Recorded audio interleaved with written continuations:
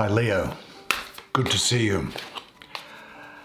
I was just doing some spiritual work and it's really put me in the mood.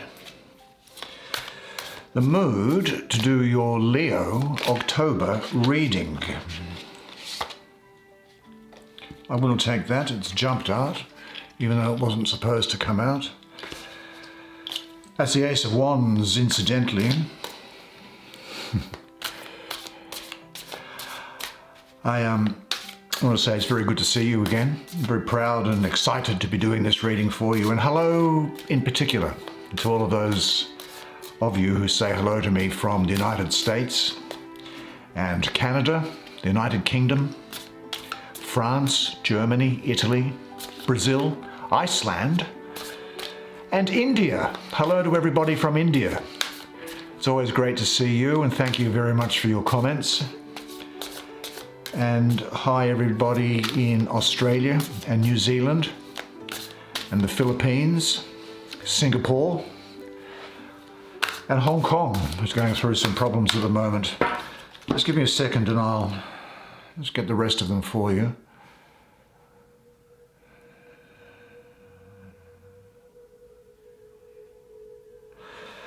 Okay, now we're ready to go.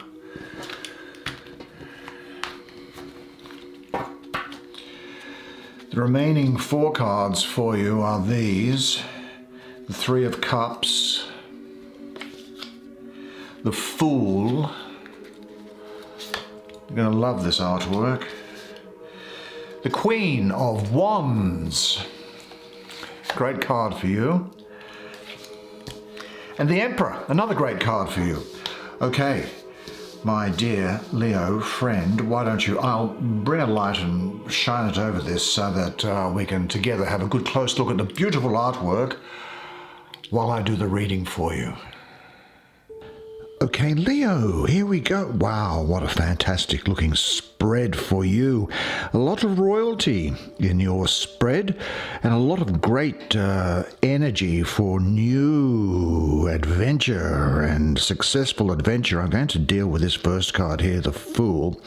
Now, I might just reach behind me and get my pen because it will help me point out a couple of the features of this card here. Now here we have the Fool. He's standing on the edge of what looks like to be the precipice. Now, why is that the case, you ask? Well, it's because the Fool represents you when you existed in spirit before you came into matter to go and undertake your journey and adventure here in space and time. The Fool at this time is completely amoral, not differentiating between right and wrong, and whatever course of action the Fool takes. And the Fool, incidentally, is androgynous. It is both male and female. I might refer to him as a he just for the convenience sake, but it represents both feminine and masculine. So he's on the edge of a precipice, got his shoes on. Now let's have a look at this thing here. Here is a tulip which looks quite wilted at the moment, doesn't it? Here we have, let's go up, here we have a lion attacking the leg of the Fool. The Fool, of course, pays no attention to this because the Fool is completely oblivious. The lion represents fear, and the Fool has no fear whatsoever. And this is a month in which you will have no fear. You will have conquered any fear that's been resident in you from previous periods. He has a staff which he's walking with, and over his shoulder there's hanging something which looks like, well, I've got to be honest, it looks like a pig's bladder, and given that this is an Italian Renaissance deck, I would say that that is reminiscent of a Catholic saint of the period in the 1500s known as St. Rochford, or St. Roche perhaps, that was excluded from a town because it was thought he had the plague, and then he wandered around. On his head here there are 4 feathers representing respectively, here it is the red one representing the suit of wands, the aqua one representing the suit of Cups, water, the white one representing the suit of swords or air, and this gold one representing the suit of coins or earth. Very interesting. Well, what can we say about it? I call this character the one who walks without fear, the spirit of the ether. He is air. The planetary association that I have with the character is that of Uranus. And the zodiac sign is, well, I don't see any particular zodiac sign attached to this card. I rather see it as being the zodiac in full. Now, Uranus, I see. Well, Uranus is freedom-loving, rebellious. The spiritual path is a rebellion against normal society and material things. This card is both mother and father in the most abstract form of these ideas. This is not a confusion, but a deliberate identification of the male and female principles. I think what we can say here for you is that we are going to find that you will have the following characteristics. It basically represents transpersonal or transcendent states of consciousness, symbolizing that the state of awareness that existed before birth that I mentioned before and after death, that state of awareness can be used in your present life, such as peak experiences, mystical experiences, ecstatic experiences, the hero or heroine's journey through life, balancing, expanding, creating equal relationships, releasing abundance and fruitfulness, and digging into one's creativity, developing both the masculine and feminine sides of yourself. Now, it is the case that we do have two sides to ourselves. The male has a feminine side to it. It's just that the male is predominantly male, and the female does have a male principle within her. It's just that she is predominantly female. This is the start of something new and or spontaneous for you, I think, at the beginning of a journey into the unknown, which is full of potential for you. I think there is a need for you to take a leap, not of faith, but with the inner confidence that you are going to be okay, that you are going to be protected. Open up your life and have faith that you can create what you want. I think it can also signify you wanting to break free of the usual routine of life. And I'd say this to you, Leo. Look upon life as this fool does, that be empty once again as a child. I think this is talking about you manifesting creativity, and aren't you the best and most creative sign? It's about manifesting creativity, moving towards wholeness. Re-own your courage. This fool has no fear. This lion of fear is having no effect upon the fool, and have the courage to be who you are without any fear whatsoever. Well, what a tremendous energy for you, I think. Now, I'm going to look at this card, which is at the top left-hand corner.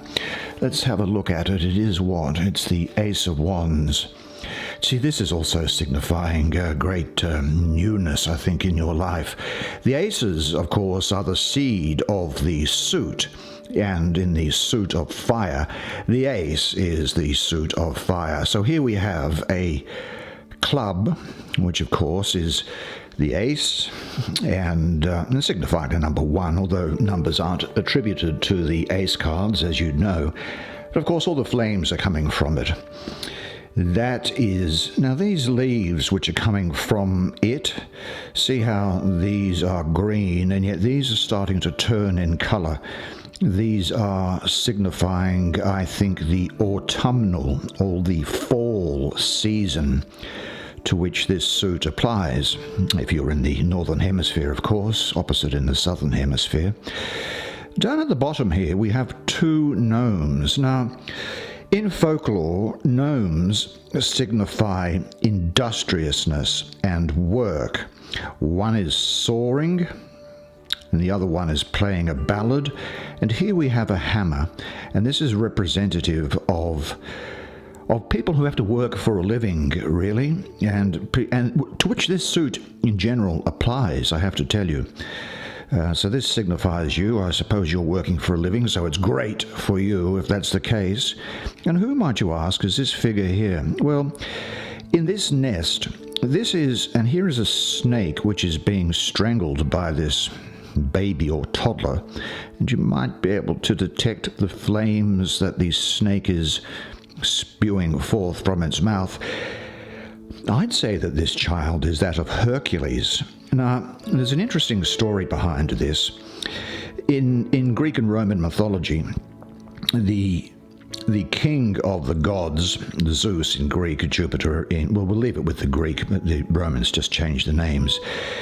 The king of the gods, Zeus, was married to his wife Hera, who was the queen of the gods. Now, Zeus did have an affair. He had an affair with an earth woman, a human woman, and impregnated her. And the child Hercules was the result of that impregnation. So this child, if you like, was half god and half human. I've heard that before. That's a motif, incidentally, which is common all throughout the ancient world. Now, of course, Hera, the wife, heard about this and, of course, went completely deranged, as you might expect, I suppose. And so what she did was she sent a snake to go and, a poisonous snake, to go and kill the child.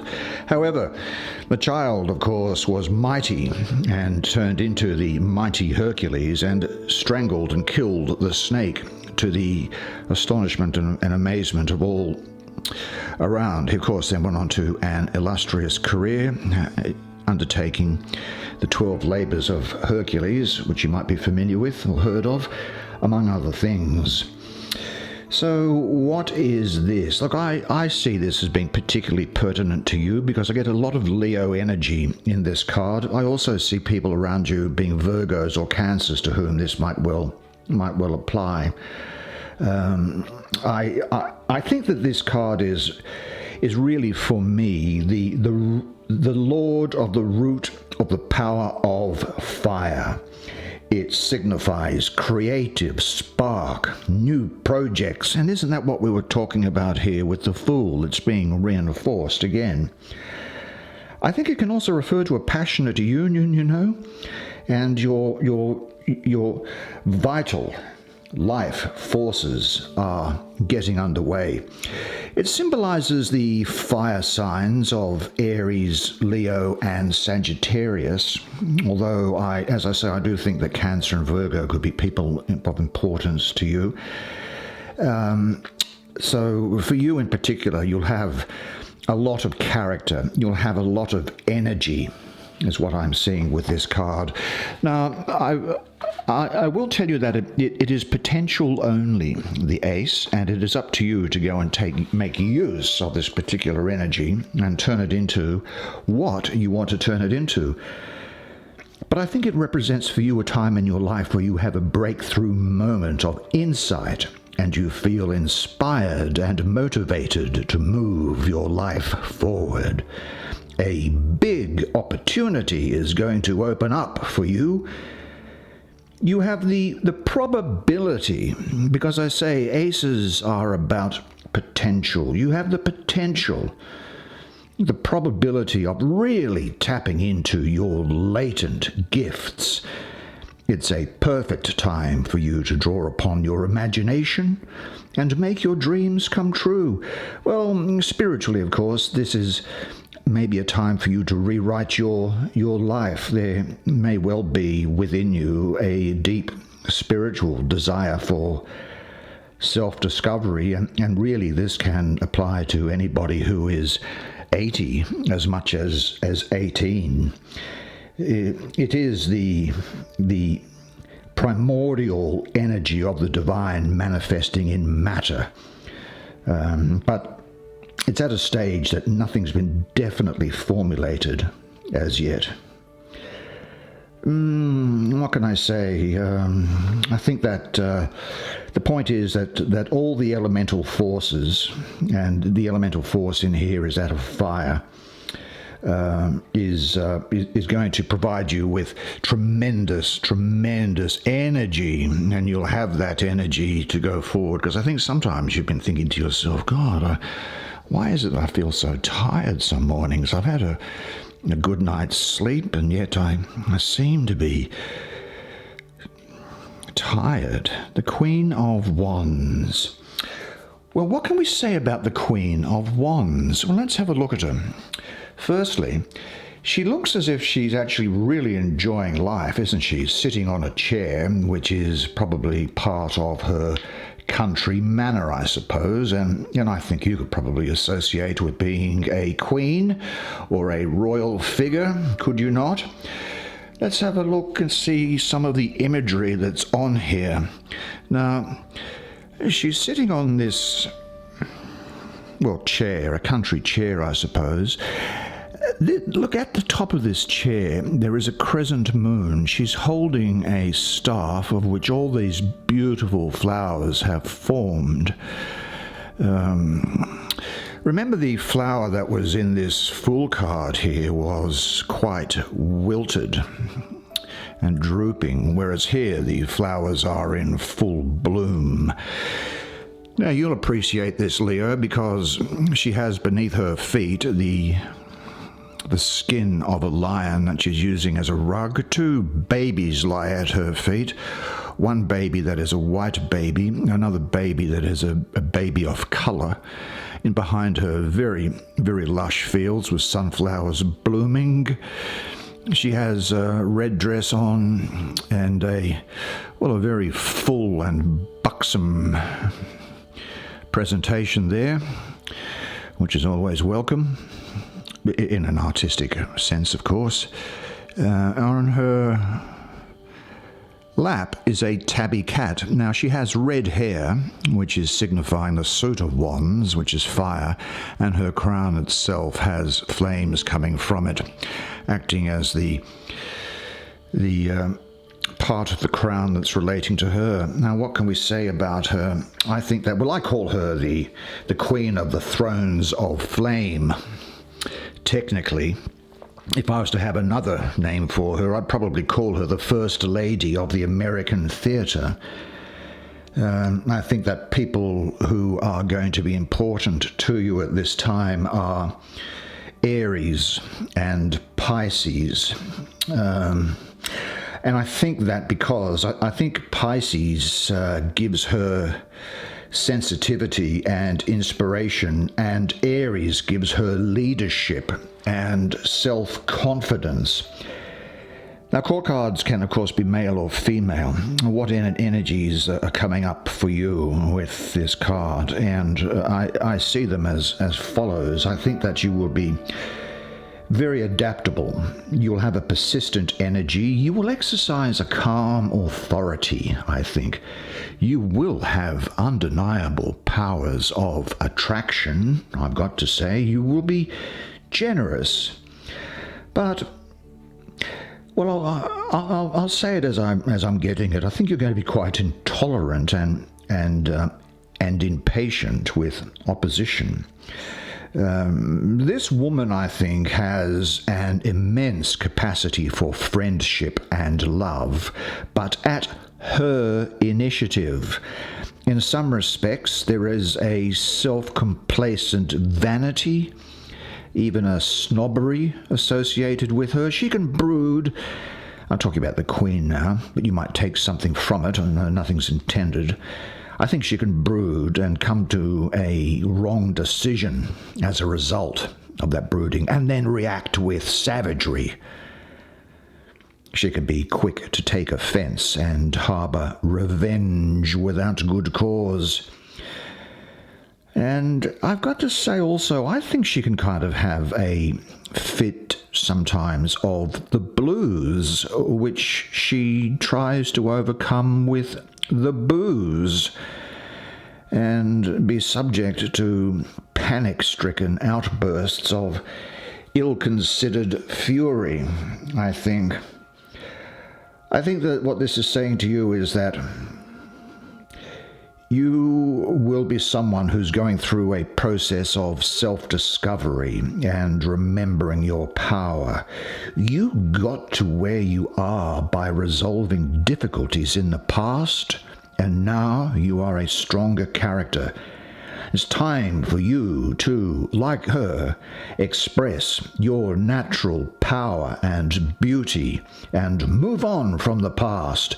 This woman knows, and I think you will know, what you want. You'll have an active life, and you will create a very powerful first impression, is what I'm getting. Well, of course, I also saw here great powers of attraction around you. Certainly, as far as the Leo women are concerned, I mean, gee, the Leo women are amongst the most beautiful in the zodiac.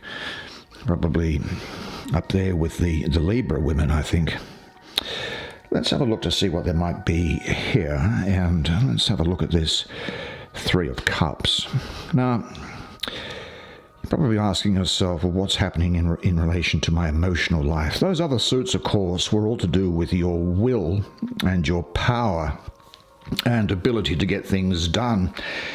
You had the Ace of Wands and you had the Queen of Wands. I mean, basically, they don't really come any better than that when it comes to creating great first impressions and powers of attraction to other people. You are someone who is really going to be unstoppable. You're going to walk into a room and everybody's going to turn around and look at you and just go, who is this? Well, let's change pace into another suit, and this time it's the Three of Cups. Well, have a look at this imagery here. This is really, I call this card the Lord of Abundance. And if we look at some of the imagery that's coming around from here, at least what I pick up from it, is that this is a card which is speaking of abundance, isn't it? Because we have at the base of the, here's 1 cup, 2 cups, 3 cups, okay, 3 of cups, that's fine. Now, I love the number 3 because numerologically it refers to extensions. It relates to increasing. It relates to encroaching upon, you doing encroachings, you amplifying, making bigger. It can also refer to, I think, extension and development of love. Here at the base of this cup, we have, well, what are these? Shells and dolphins, sort of a Renaissance depiction of dolphins at the base of this cup. We have this cup full of fruit, overflowing with ripe juice. Same as this one, great ripe juice flowing down it. This cup here, well, it is an Italian Renaissance deck, and here we have a cup full of pasta, as one would probably expect from the Italians. But let's look at the imagery in these cups here. Here, this black cup has an old woman removing a bandage because she's better, and the sun is shining in the back. Here is a stonemason building an arch, obviously, for a house, and he's putting the keystone in, which is completing the arch. This little tree that's growing up on the side here, you may not be able to make it out. That's an acacia tree, which back then builders used to put on a house when it was ready for the roof to go on.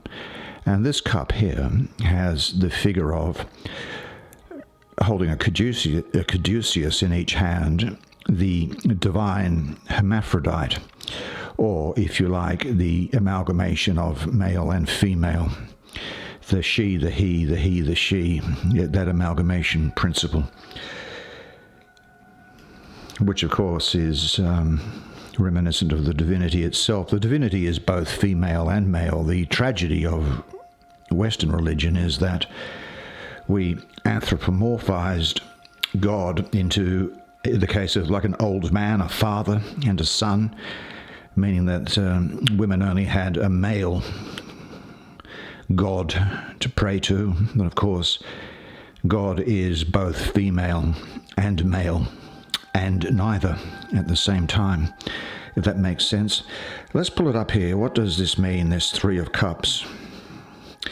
The Three of Cups is saying to you, I think, that, well, I'm getting, the astrology that I'm getting for this card is Mercury in the second decan of Cancer. Now, Cancer is the most maternal of the signs and well placed, I think, in this number 3, which was about development and gestation, I think. And Cancer people, of course, can communicate with feeling, conveying a sensitive, withdrawn, and thoughtful, gentle, and intuitive nature, by and large. I can sometimes take things a bit personally, but probably not without good cause, I suppose. So Mercury in Cancer. Mercury is about will. And here are these cards here again, these fire cards for you. It's about will and communications into Cancer, which is about nurturing. So you'll find that you can express your feelings fully with people who are close to you and which enrich your life. I think that really what's going on is that I'm getting the real sense of the birth of an idea or a goal, and this is also coming through from this Fool card that was there before. You might hear of a pregnancy or the birth of a child. I think that you'll be sharing success with others. Life is going to feel good. And I think that this is a time to tell other people that you love them. Certainly 1, 2, 3 very special people in your life. It's a time for you to tell people that you love them. And it's a good time to boost the morale of other people, whether you even know them or not. Just don't be afraid of saying, that dress looks great on you if you see someone in the shops. Not in a creepy way, of course, but they're not going to think that you're crazy, but you'll boost their morale. I can't tell you the karmic reward that you get from activity like that. And enjoy your riches at the moment, but be aware of their limitations and see them for what they are. Yeah. I'm reminded of a verse which comes out of the book of Psalms.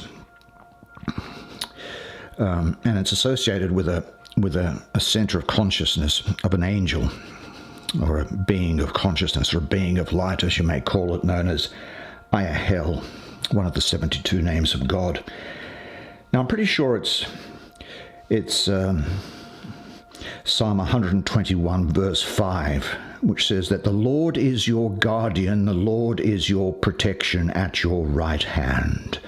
Now, meditating on this name of hThe and on that verse, 121 verse 5, I'm sure it will bring you to become the high priestess or high priest in the temple of your own being. Your soul will be imbued with divine energy, and evil people will be banished from your presence. Particularly great card, then. Finally, we come to the Emperor.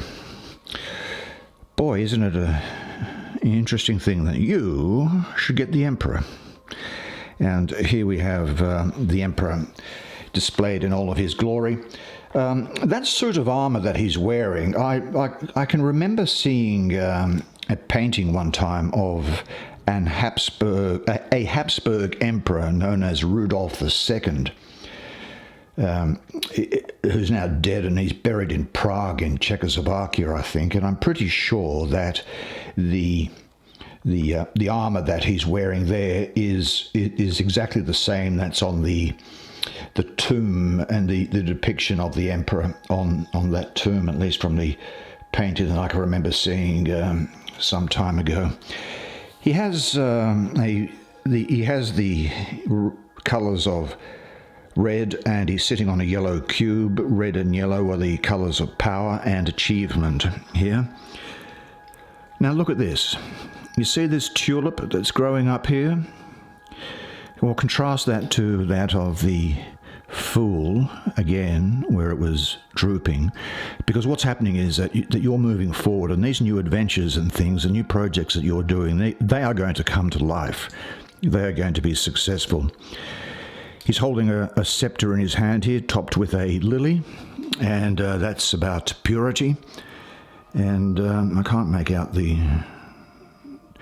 What he does do, though, and this is interesting. Before I get to that, he has a very large hat lined with ermine and the imperial eagle on the inside of it. His platform here is showing his domination over the elements, which can sometimes be quite destructive, as in the case of air, where there's very hard-blowing winds, in the case of earth, where there's volcanic activity and lava thrown down, which can be destructive, in the case of fire, where here we have some buildings on fire, and in the case of water, where we have a ship lost at sea. He's subduing all those things, and he's overcoming them. I call him the son of the morning, chief among the mighty. Take me, O husband, draw me up unto you, O monarch of my soul. He is, I think, Aries, ruled by Mars, with the sun exalted. And he's saying to you that you're going to be primarily controlled with power and concerned with power and control over other people or yourself. You're going to be a natural leader and organizer. Your judgment and power will be properly exercised as a result of you taking into account your life experiences. You'll be a rational thinker. Status is going to be important to you, and you'll get some status. You might be volatile. And I have to say this, discipline is going to be important. Discipline over others, discipline over yourself. And well, you know the book 50 Shades of Grey? I think some of you could take out or fantasize about some discipline-related activities. Nothing wrong with that. We're grown-ups. That's the way it is for you this month. Well, there we are. There it is. The month of October for you. I really hope you enjoyed that reading as much as I enjoyed giving it to you. I think it's going to be a fantastic month, and you've got great things in store for you, so well done. All I can say is this, is that you've been absolutely brilliant. You've been fantastic, as you always are, and really the only thing that remains for me to say is this, that you are a legend, and I look forward to seeing you again next month. Until then, bye for now.